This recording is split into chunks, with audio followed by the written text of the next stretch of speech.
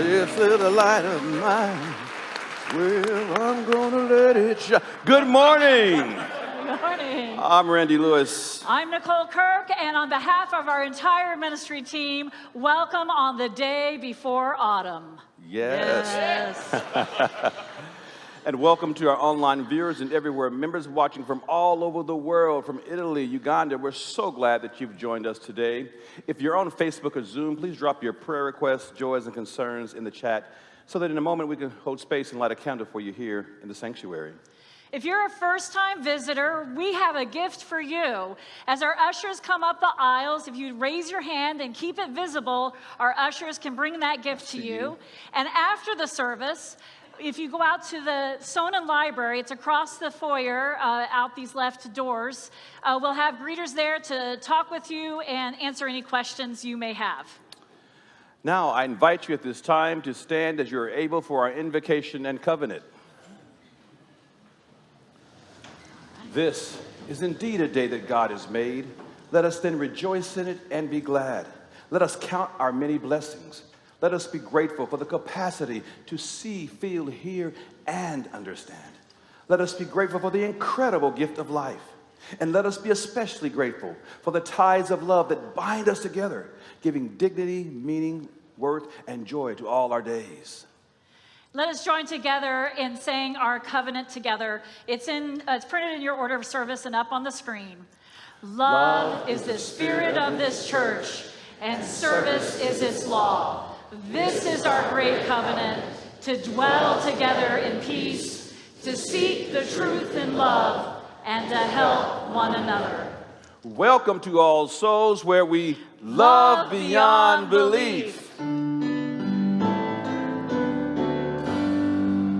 From all that dwell below the skies, let faith and hope with love arise.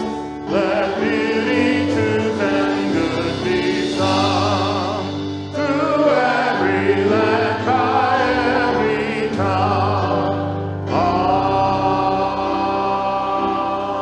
Amen. Before our chalice lighting, please greet your neighbor.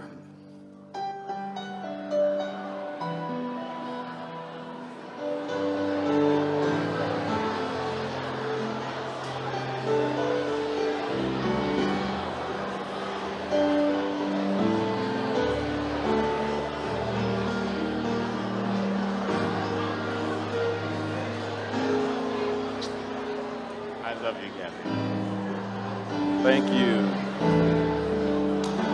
Thank you. Thank you. Thank you. I love that sound. I love that sound of voices filling this room. It sounds glorious. Thank you. Thank you. Thank you. Now, the chalice lighting, the flaming chalice, rather, is the symbol of the Unitarian Universalist tradition, a tradition to which this congregation is a member. Now, today our chalice is being lit by members of our pastoral care team. First, Reverend Kathy Edwards. Take your time. Take my time. Reverend Kathy Edwards is one of our pastoral care chaplains and newest member to our care team, Louis Rojas. Thank you. Let's welcome them.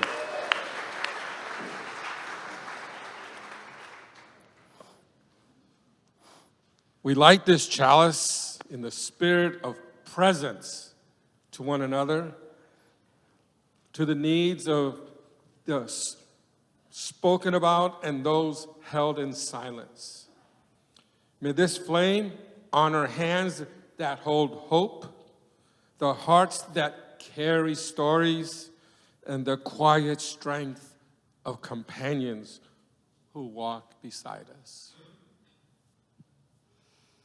In this sacred work of care, may we be grounded in love and faithful to the healing power of our shared humanity.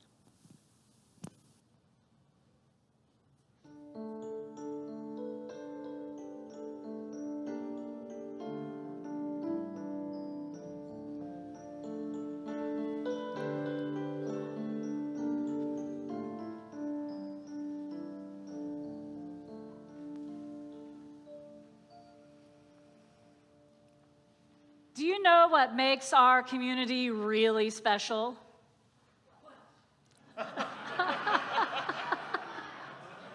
Somebody's paying attention.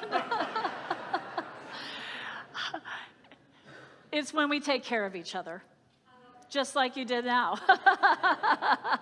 Think about it. When someone in your church family is feeling sad, if they're feeling sad, wouldn't it be great if there was someone who could call and check in and perhaps listen? When someone is celebrating something amazing, wouldn't it be nice if there would be someone to celebrate with you? When someone comes home from the hospital, wouldn't it be wonderful if someone brought them some soup for a few days afterwards? That's exactly what our pastoral care team does. They help take care of our church community. Now, kids, how many? We have kids out there, I think. Can I see your little hands? Yeah, I see you now. There. Oh, there you are. Wonderful. And those online, it's so good to have you here. Kids, you know how in your family people take care of each other? Maybe your mom makes you feel better when you're sick, or your cousin helps you when you're worried about something. Our pastoral care team does that for our whole church family. Our church family takes care of one another. They visit people when you can't come to church. They listen when someone needs to talk. Hey, if we have your birthday, they even call you and wish you happy birthday. They help when someone is going through a hard time. They celebrate when someone has good news to share. They help us build what we call the beloved community, a place where everyone matters, everyone is cared for, everyone belongs.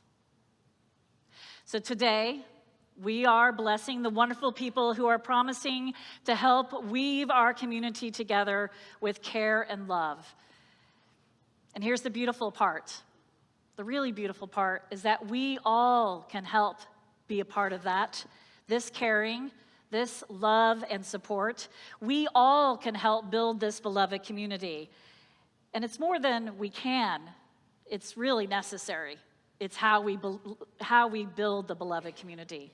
We look out for each other. That's what love in action looks like. Taking care of each other every single day.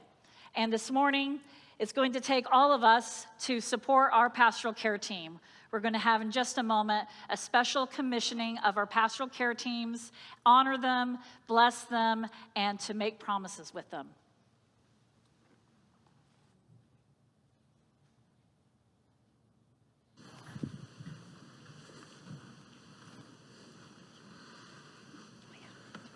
At All Souls, we have a deep tradition of caring for one another. To sit at someone's bedside, to hold space in grief, to offer comfort. These are sacred acts of love. They reveal our shared humanity and remind us that no one should walk alone. So over the past 25 years, our pastoral care team has become a pastoral care program. Yeah. And there are many different teams and support groups that are available to all of us. Let's walk through a few examples. I invite the volunteers or groups, if you're part of one of these groups, to stand when I mention your group.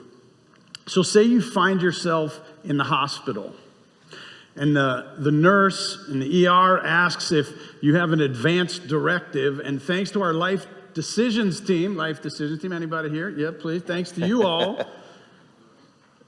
you do, which is great. And then the next morning, the care team calls and visits and brings you a prayer shawl from our shawl ministry. Anybody from our shawl ministry and care team? Care team, you can stand up first. Care team. Yes, thank you all. Yes. And our shawl ministry, anybody from our shawl ministry that makes those beautiful shawls that we bring? Thank you, Shannon. And then Helping Souls may come and deliver a meal to your home as you're recovering. Meals. Any Helping Souls or people who bring meals, thank you all. Or perhaps your child faces mental illness. And the National Association on Mental Illness, some of us know it as NAMI, that family support group welcomes you. So folks from the NAMI family support group, if you feel you would wish to stand up and make yourselves known. I see you right there. Yeah. Maybe your spouse has cancer, and the All Souls Trekkers walk with you, giving you space to rest, giving you someone to talk to. All Souls Trekkers, please rise. Yeah. Yeah.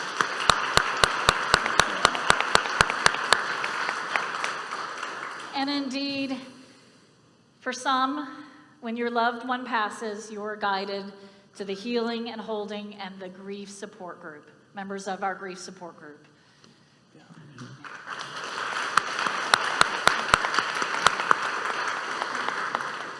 Perhaps yourself are living with diabetes, and our diabetes support group walks with you on your health journey. Yeah, we have some. Thank you all. And I understand some are feeling shy, and that's totally fine. Or your mother receives a dementia diagnosis, and you find comfort in the Alzheimer's support group. Yeah.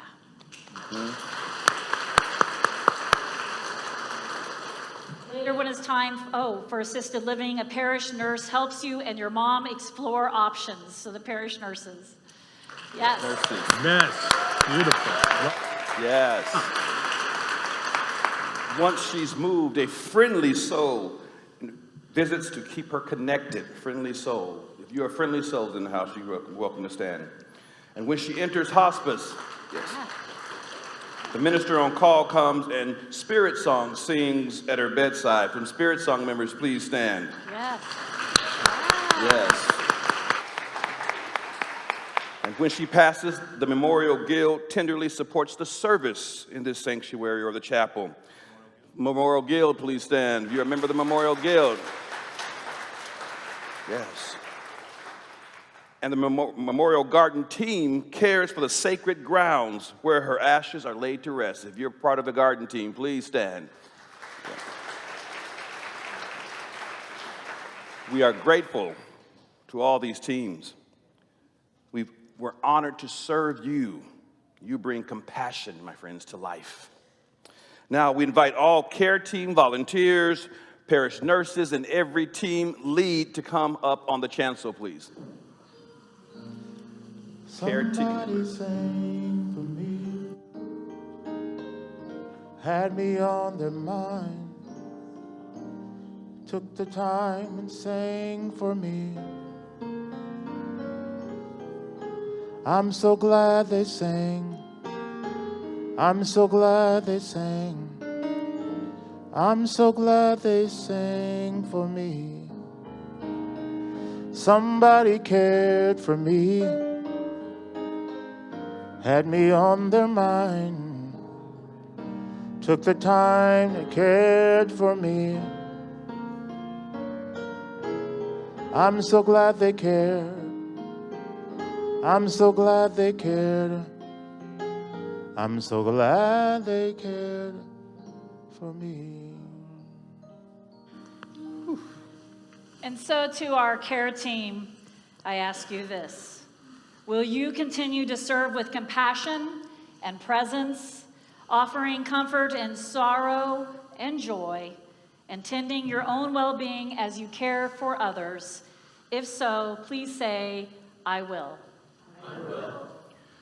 And to the parish nurses, will you bring your skill, heart, and wisdom to those in need, offering guidance, comfort, and care? If so, please say, I will. To our team leads, will you continue to lead with courage and care, guiding your teams in love and community? If so, say, we will. Thank you, team leads. All right, beloved congregation, will you reach out to these caregivers when you're in need? If so, please say, I will.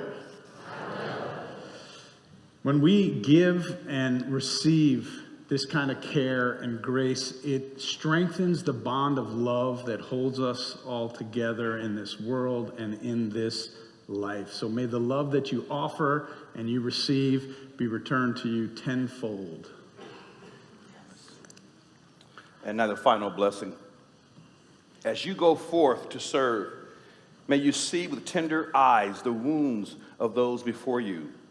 May you hear the unspoken needs of those whose voices are quiet. May you hold the gentle hands, the hearts. May you hold with gentle hands the hearts of those in your care. And as you care for others, may you also be seen, cared for, and tenderly held. Go now and do the good works of this world. Let's give them a round of applause.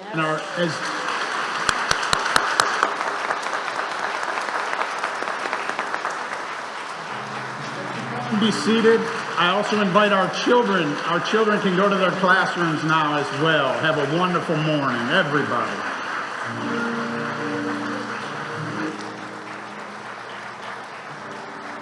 Yes, our children are dismissed as well.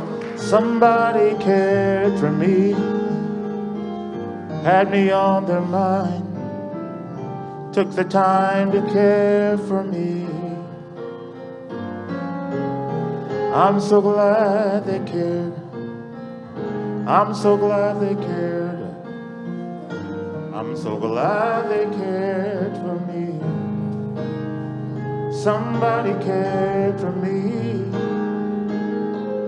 had me on their mind, took the time and cared for me. I'm so glad they cared. I'm so glad they cared. I'm so glad they cared for me. It takes a lot of people to care for this congregation, and we're so fortunate to have so many people willing to volunteer and show up in those difficult moments. I want to light our first candle this morning for all of our caregivers who care for us, including me, my family, when we need it. Thank you all. If you have the name of somebody that you'd like to bring into this service and light a candle for, please call out that name, and I will light a candle up here for those names I hear.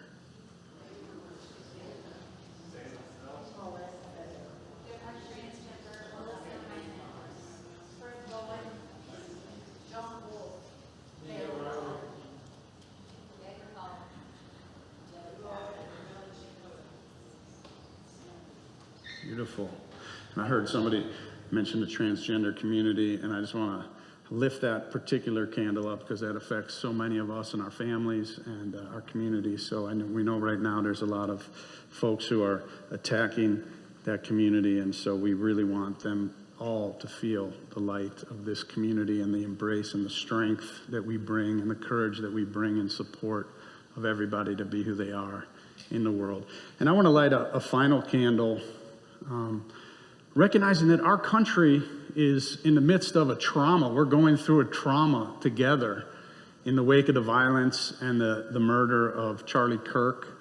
We don't know what's to come, and we're all kind of sitting in that discomfort and worry and all the different emotions. And so with that, in our hearts, I want to light a candle for our nation and for all the people in it, that we might be able to rise to the best place within us so that we can somehow knit this country back together in some semblance of a democratic nation where people can love one another and we can get along across all of our blessed and beautiful differences. So this candle is for our nation.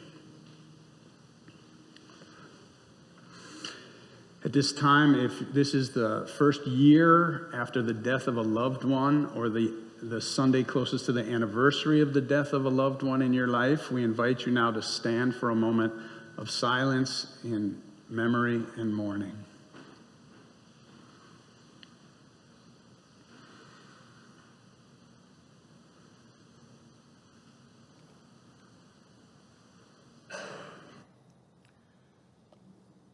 We hold all these needs, joys, and sorrows in the circle of your care. Especially do we hold Bob Thorpe and his family of Bob Thorpe, who passed away last Friday. Holy One,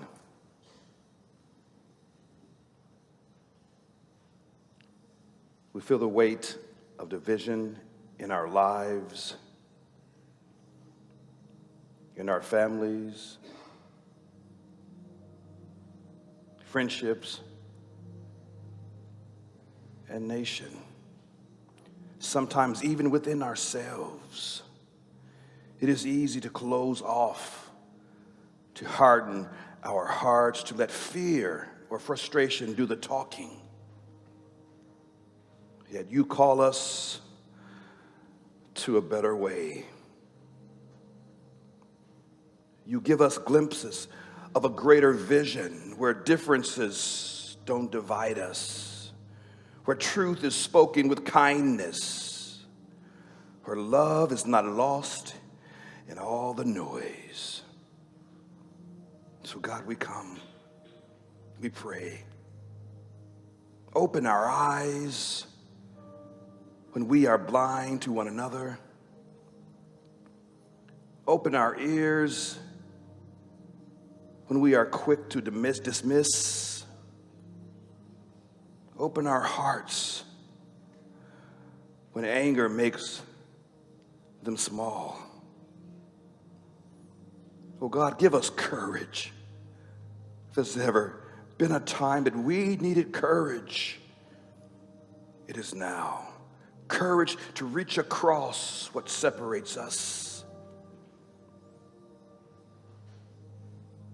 Humility. Give us humility to see our limits, and hope to keep building towards the future you placed before us. Make us, as a community, a sign of what is possible. Let us be a living example of a people who choose connection over contempt and vision over division.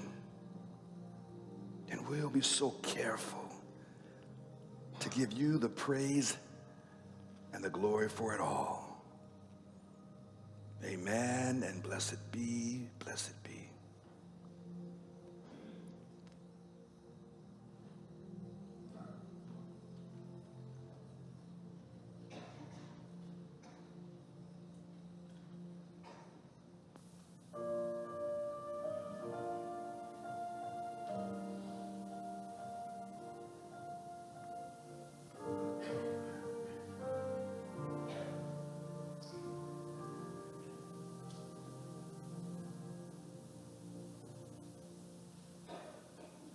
I am sending you light to heal you, to hold you.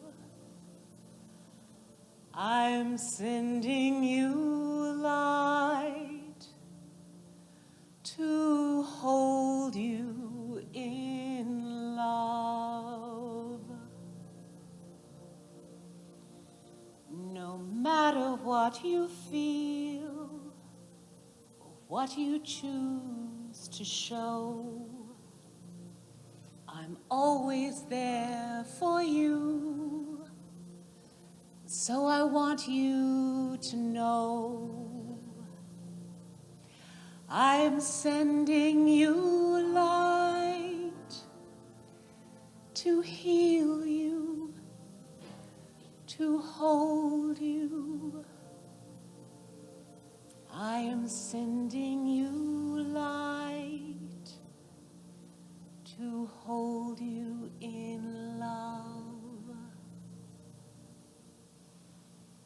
I walk the path with you. Go slow, dear one, don't hurry.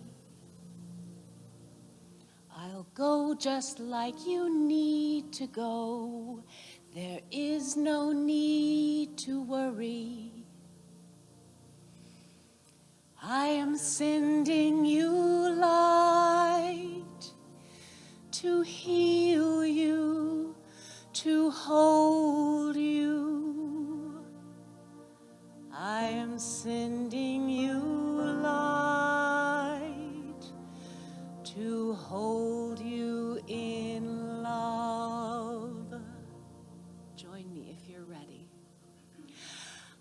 am sending you light to heal you, to hold you.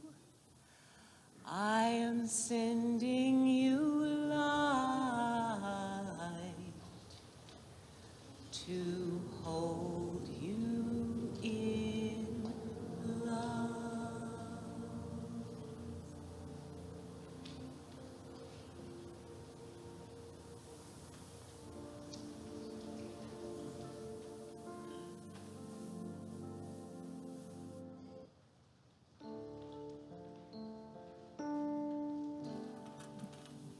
We have a new hymn that we want to teach you today. It's called Gather Us In. The words are going to be projected on the wall. The chamber choir and I are going to sing through it once, and then we're going to ask you to join us on the other verses. Here in this place, new light is streaming, now in the darkness vanished away. See in this space our fears and our dreamings, brought here to you in the light of this day. Gather us in, the lost and forsaken. Gather us in, the blind and the lame. Call to us now, and we awaken. We shall arise at the sound of our name. Would you stand and join us in this song?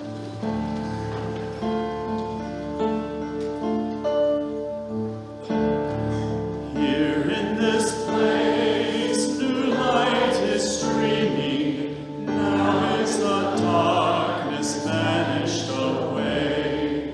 See in this space our fears and our dreamings, brought here to you in the light of this day.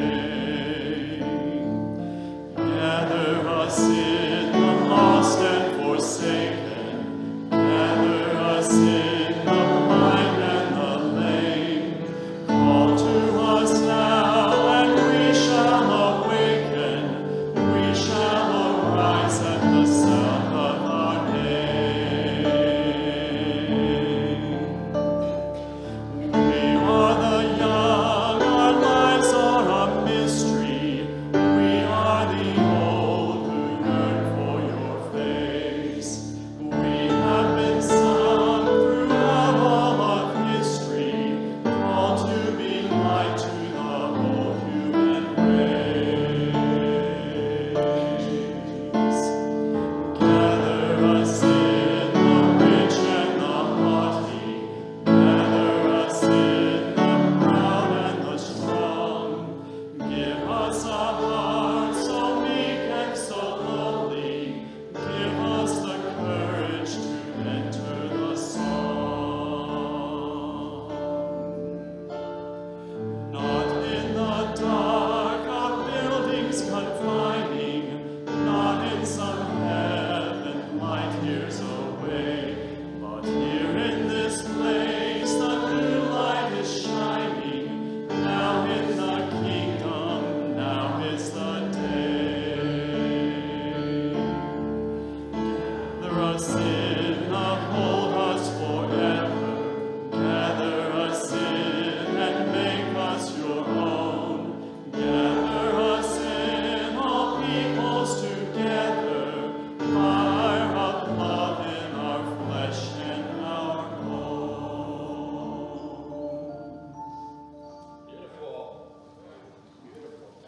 New hymn, beautiful.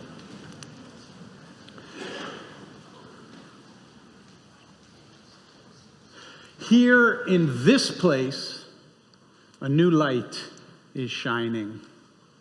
See in this place our fears and our dreamings. Call to us now, and we shall awaken. Called to be light to the whole human race. Call us anew to be salt for the earth, lives that are holy and hearts that are true. Not in some heaven, light years away, but here, in this place, the new light is shining. I believe every word of that. Even now, even when so many people are living in fear, researchers in universities are living in fear. Day laborers outside of Home Depot, people posting on their personal social media, people who look Hispanic and speak Spanish, transgender people, politicians and public speakers, people are living in fear in America. We are being divided into friends and enemies, into good and evil, and both sides think the other is destroying our country. So why do I feel so strongly that here in this place, a new light is streaming? Friends, we live in a nation once thought, in the words of Walt Whitman, to be formed from all with room for all. Right here this morning, we're a reflection of that promise. People of all kinds and beliefs together in our humanity, in our fears and in our dreamings. The architects of this nation had a vision. They set us on a mission as a country to be a light or a beacon for the world. The foundation of this light is articulated to be the promise of freedom and justice for all. It's a promise that we have yet to fully achieve. At times like this, it feels like we're going backwards. Yet it is still a compelling vision that motivates the best that's within us. At the time of the signing of the Declaration of Independence, Ben Franklin reminded his fellow signers, we must all hang together, or most assuredly, we will all hang separately. In these sentiments, we find a formative principle for our democracy. We need each other, and we are better together. United we stand, divided we fall. In a certain way, our country is more than just a nation. At its best, it's an orientation to hope. One that is rooted in a moral vision for humanity. What holds us all together is more than a common language, more than the same religion, more than ethnicity and a shared cultural heritage. In fact, it's more than our land and its borders. My late colleague Forrest Church and others have referred to what binds us together as citizens of the United States is a creed, by which they do not mean a religious creed, but rather a belief in the rights and dignities of every person for life, liberty, and the pursuit of happiness. As Church wrote in his book titled The American Creed, the preamble to the Declaration of Independence distills a mission, and it gives a charge to future generations. Sure enough, over the years, we've become a nation made up of people from every nation. And what holds us together across all these differences is a core hope in the possibility for freedom. Freedom as a governing principle that can uplift not just us, but all of humanity. What makes this freedom about more than just our own self-interest, free to be me, is that it is rooted in the concept that is printed on the dollar bill. I have a picture of a dollar bill because I know a lot of people don't carry dollar bills anymore. The simplest articulation of the American creed is there on the dollar bill and also on a quarter with the eagle on the back. It reads, E pluribus unum. Out of many, one. It's a proclamation of the American ideal of pluralism, unity, and diversity. Out of many, one. Now, diversity and differences themselves are just a condition of life. They're just reality. Lots of differences. That's life. But pluralism is something that needs to be created and nurtured. Pluralism is when we have diversity and unity. There are some who feel passionately that our nation ought to be united instead by a conservative Christian creed. Such people decry the notion of a religiously pluralistic nation because they reject the idea that there is more than one way to know God. And it's not just in Tulsa and the Bible Belt. It goes all the way to the highest halls of all three branches of our federal government. One of the moments in the 21st century America when we saw a powerful representation of the American creed, E pluribus unum, was after the tragic events of September 11th, 2001. People in New York and across the country came together to help each other and to honor our shared ideals. We even came together across our religious differences in this country at the National Cathedral in Washington, D.C. People of all faiths gathered in services throughout the country, even right here in Tulsa. But even then, not everyone appreciated this coming together. You may recall the Missouri Synod Lutheran pastor who was defrocked because he said a prayer in the interfaith service at Shea Stadium in New York just days after the attacks of the World Trade Center. Today we'd say he was canceled. In that time of fear and grief and national tragedy, there were calls to attack and deport and round up Muslim Americans. President George W. Bush, in the days following the attacks, took time out to worship at an American Muslim mosque, to model to our country and to the world that we value religious pluralism and we honor our Muslim neighbors. He saw his role as our nation's leader to protect and to honor all Americans and to bring unity in the midst of violence and fear. 5 months later, in a speech at Tsinghua University in China, President Bush said, "In a free society, diversity is not disorder, debate is not strife, and dissent is not revolution.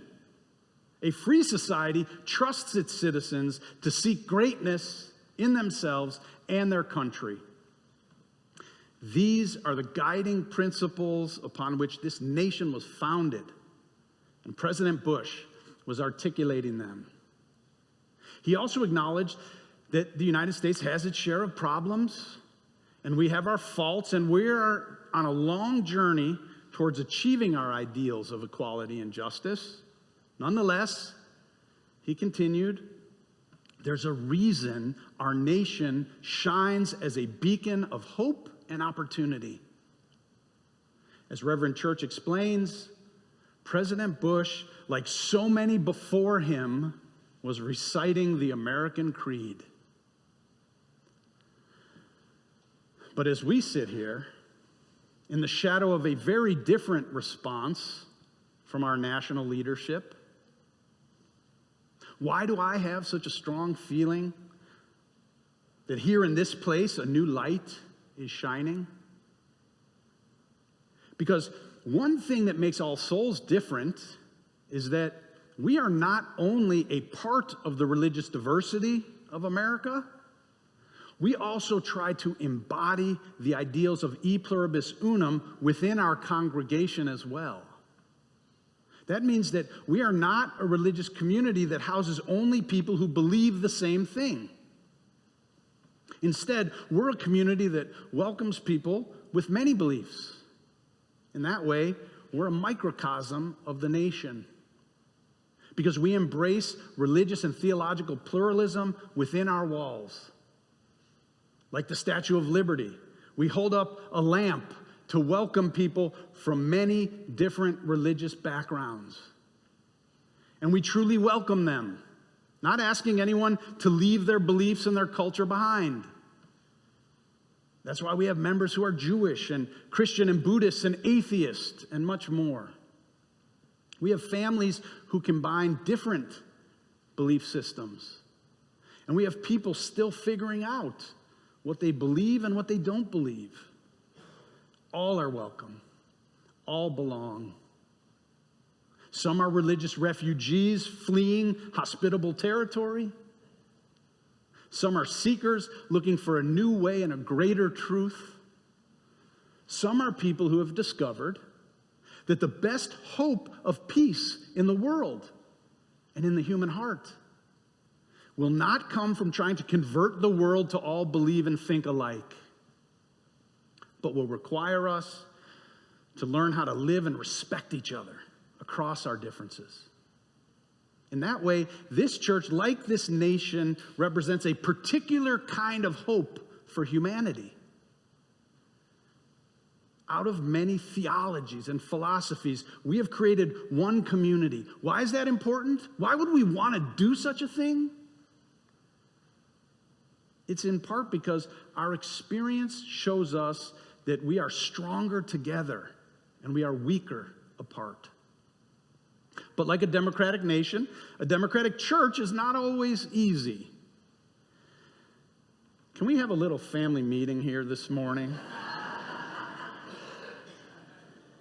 Now, you probably know that All Souls is a religiously liberal congregation.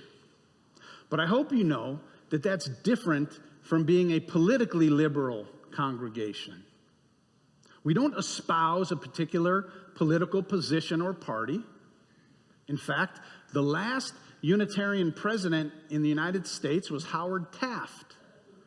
He was also our last Unitarian Supreme Court justice.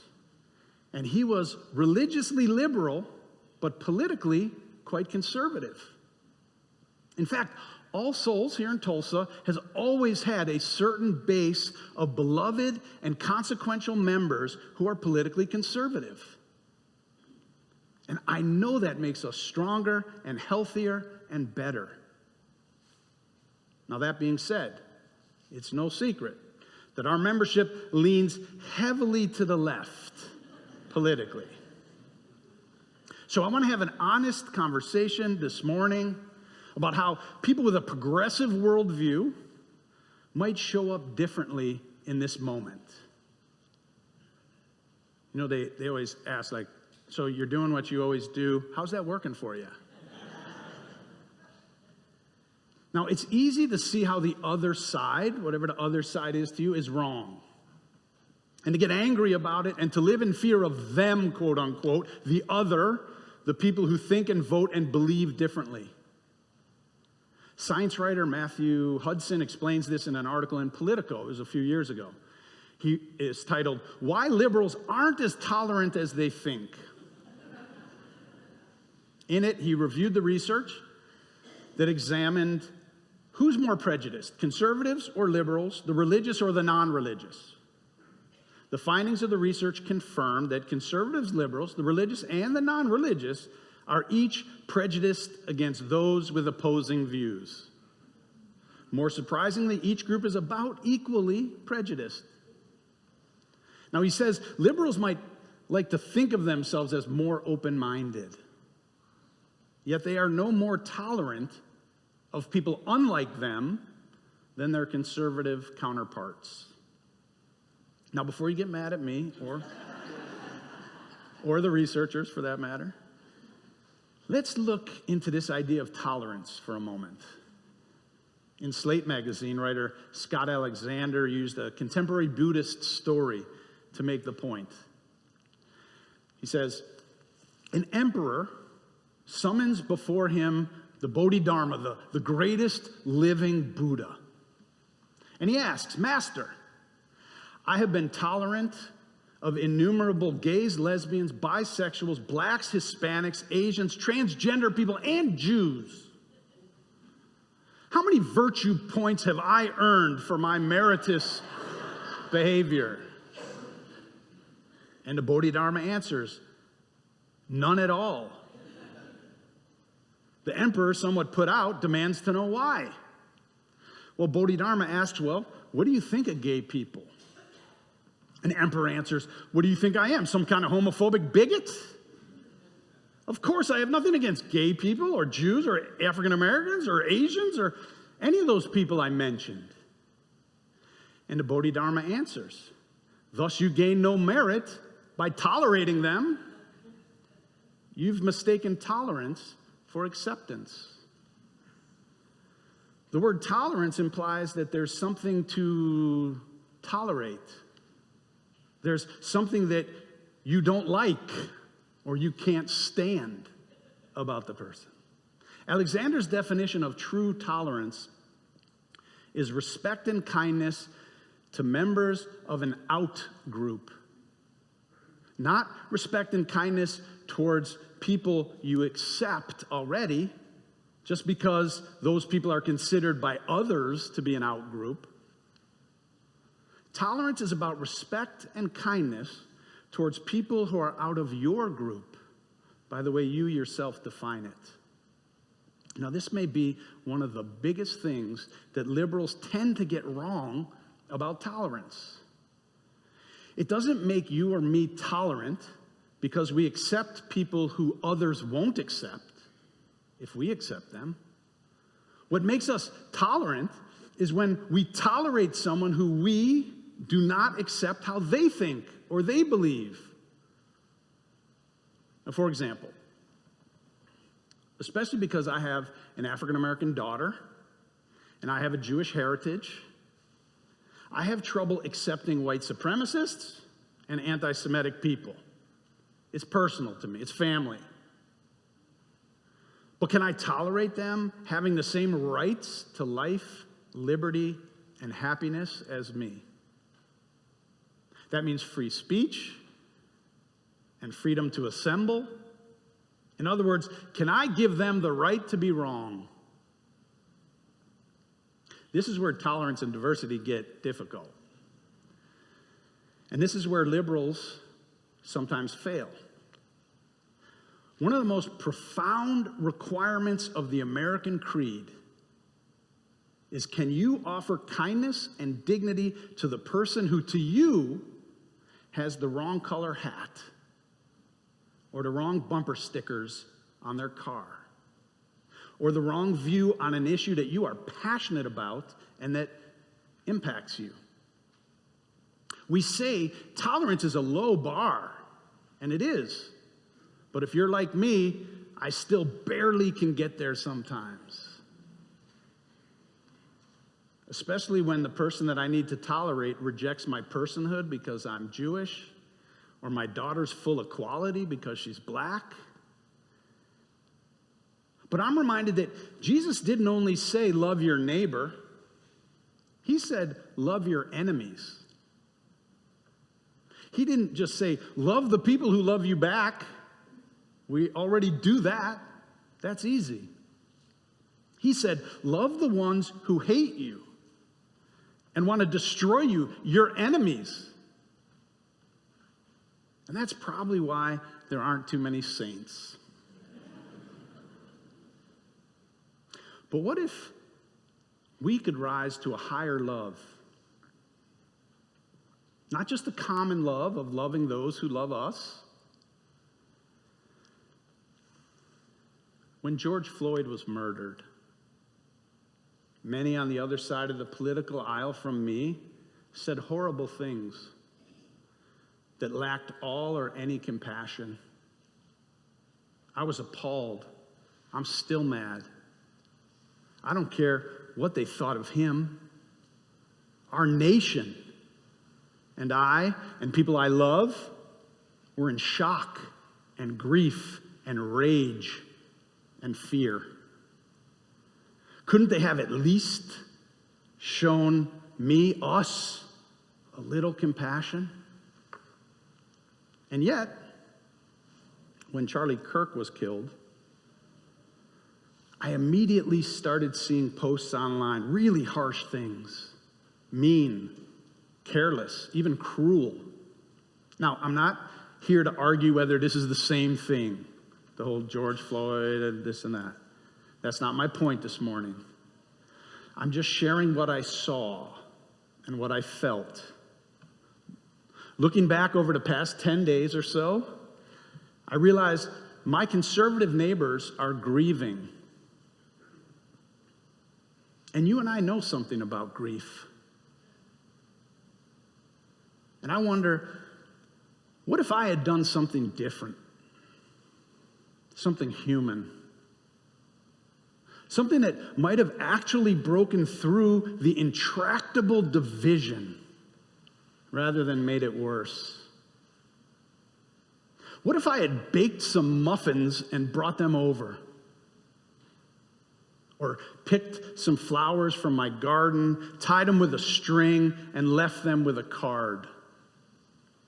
Or even just sent a short text and said, thinking of you, how are you doing? Because the truth is, they were grieving, still probably are. Sad, enraged, scared like us of more political violence. And on top of that, to watch someone that they cared about being mocked after his death, that had to cut deep. I cannot forget how I felt when George Floyd was killed, and how awful it was when people dismissed his life or made light of his death. Their carelessness didn't just hurt, it made me bitter. It deepened the divide.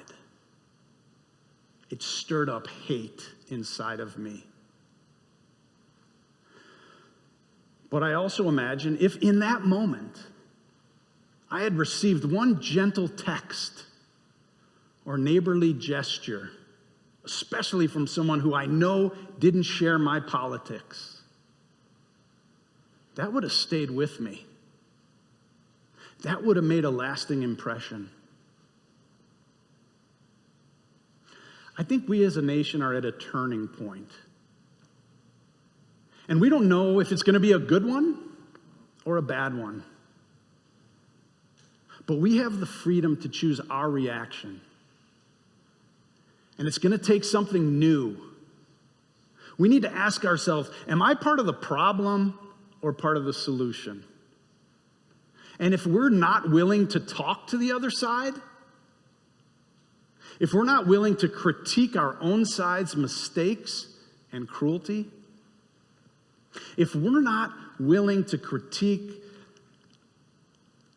what we've done, but only see our side as all good and their side as all evil, then I can tell you we are part of the problem, not the solution. I'm suggesting that we try to love our enemies, or at least our neighbors and coworkers. I'm not asking you to like them.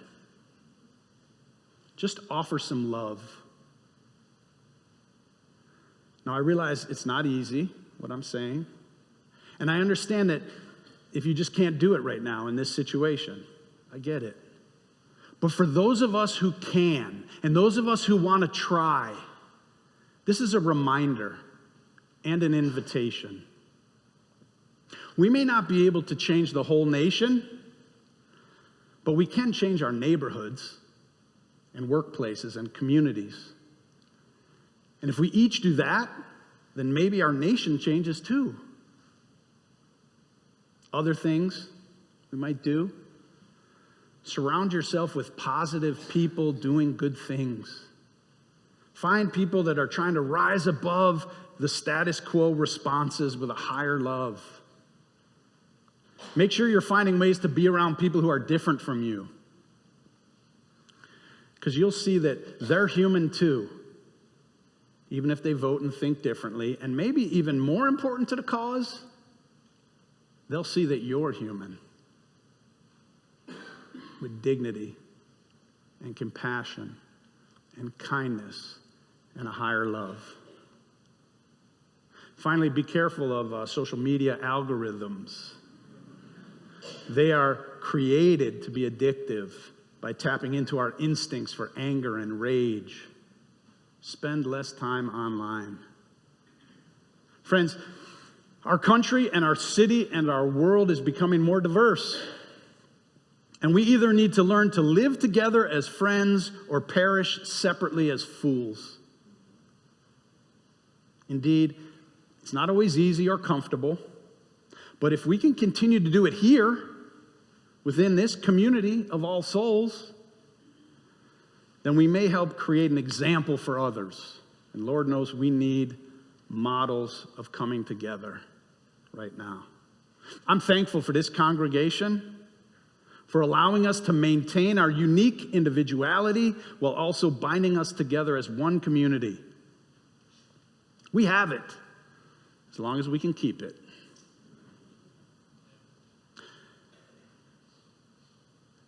As long as we can keep it, not in some heaven light years away, but here, in this place, that light is shining. May it help us to rise to a higher love. I love you. Amen.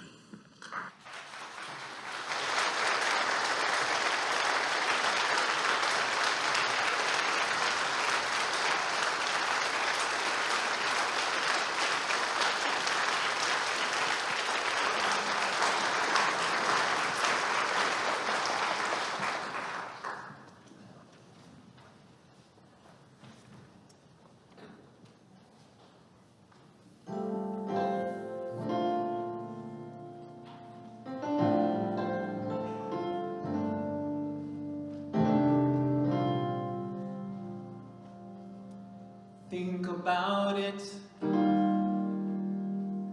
There must be a higher love down in the heart or in the stars above. Without it, life is wasted time. Look inside your heart, and I'll look inside mine.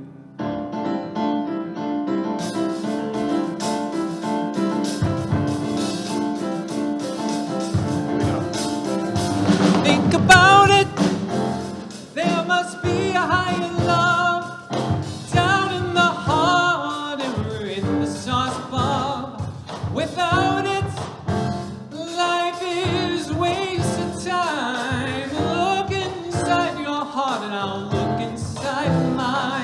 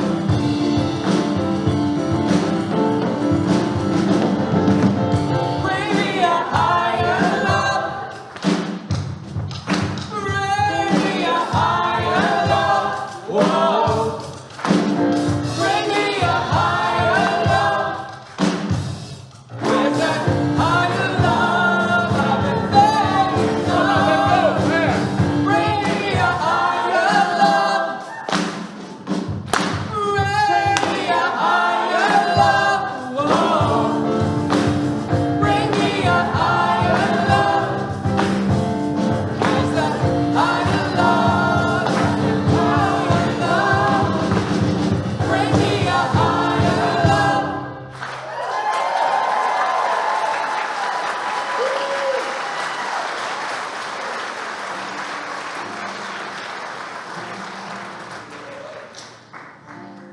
Well, let's bring some higher love with some brief announcements. The National Federation of the Blind provides support and resources to empower and improve the quality of life for the blind community in Tulsa. That's something important to folks in our community here. They educate public about blindness and work to remove barriers to equality and opportunity. So today's offering goes to the National Federation of the Blind, the T-Town chapter. It is our tradition. This is how we live our values and that higher love out into the world. Every Sunday is Joining Sunday here at All Souls. If you're ready to be a member, meet me and some others up in room 203 at 11:15 very soon. You're invited to Emerson Hall after this service to continue that legacy of care that we celebrated today. It is our Pastoral Care and Support Groups Expo. So much good information there. Connect, get the resources you need, volunteer, help out. And while you're in Emerson Hall, the All Souls Gala tickets are on sale, and this is the last Sunday with the cheaper price. So go for it, get it done. Gala table in Emerson Hall. Next Sunday, our annual pet blessing, no, not next Sunday, first Sunday in October, so about 2 weeks away, is our annual pet blessing. If you want, we always share photos of our beloved pets. There's a QR code in your order of service if you want to participate and more information. All of this and so much more is in our order of service, is on our website. Check it out. And now we gratefully receive our offering for the National Federation of the Blind T-Town chapter.